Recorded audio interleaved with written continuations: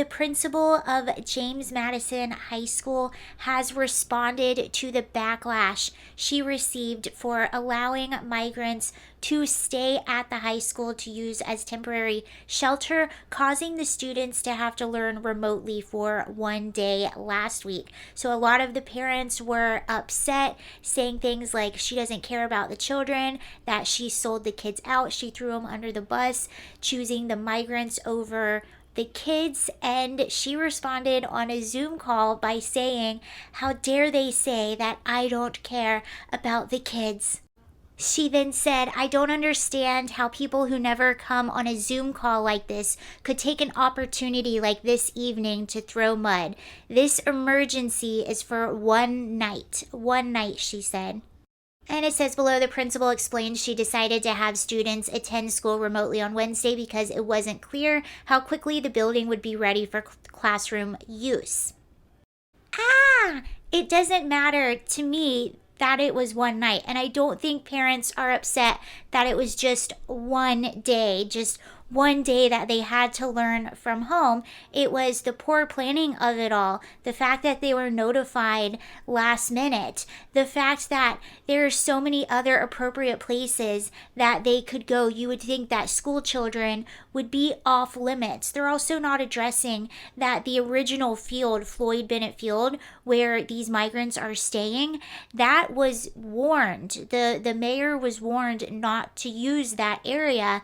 They were told, they had several warnings that that area was not good, that would flood in inclement weather, which is why they had to move people. They were worried it was going to flood.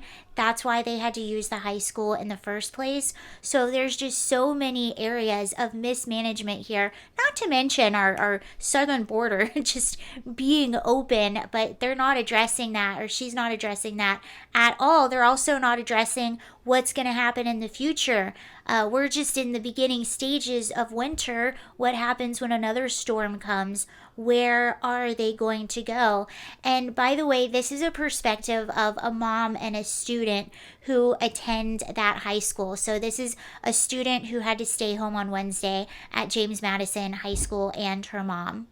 Fine, but it's also a day that I could have spent learning, and especially with exams around the corner, I could have been better prepped for it.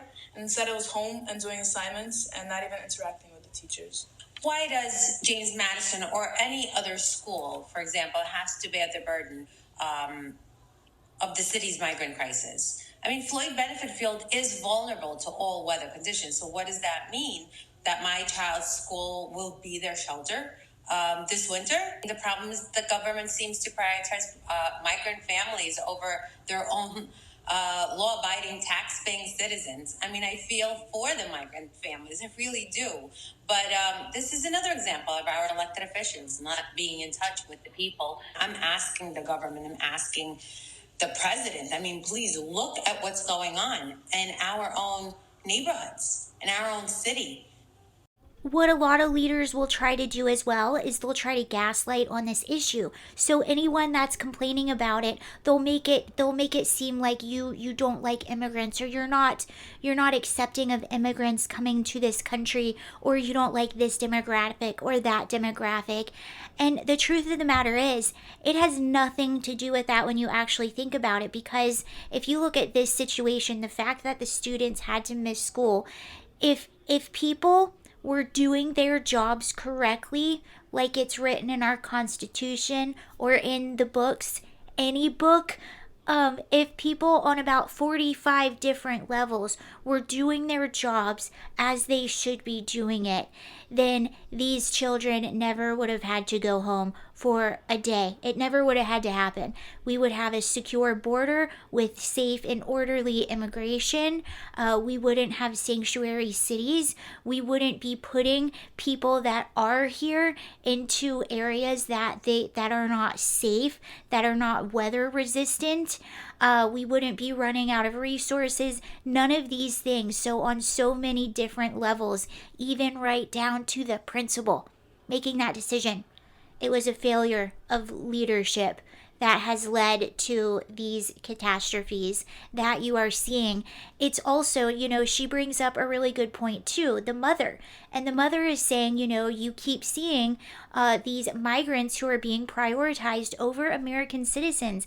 And that's true. I've read about weddings that had to be canceled because migrants are taking up hotels, veterans that are being kicked out of homeless shelters, homeless people that are being kicked out of homeless shelters, people that are losing jobs. I read about that in Los Angeles, in New York, students that are being asked to leave their school, elderly people and children who are being asked to use their rec centers, so now they can't do their sports and activities. This is happening all over. Migrants who are coming in security lines, not having to use the same security measures that American citizens are, not even having to have passports or valid IDs. They're able to use their arrest warrants that they get at the border for an ID to go on a plane. So it's happening over and over and over again, where people are continuously seeing that these migrants are being prioritized over American citizens. And I remember I was watching a congressional hearing, and it was on border security, and I can't remember why they brought this up, but they did. But a Democrat senator brought up the fact that he's getting complaints from his constituents that the cost of childcare is too much. It's just too high. Yet at the same time, he's pro open borders. He was defending what's happening on our border right now.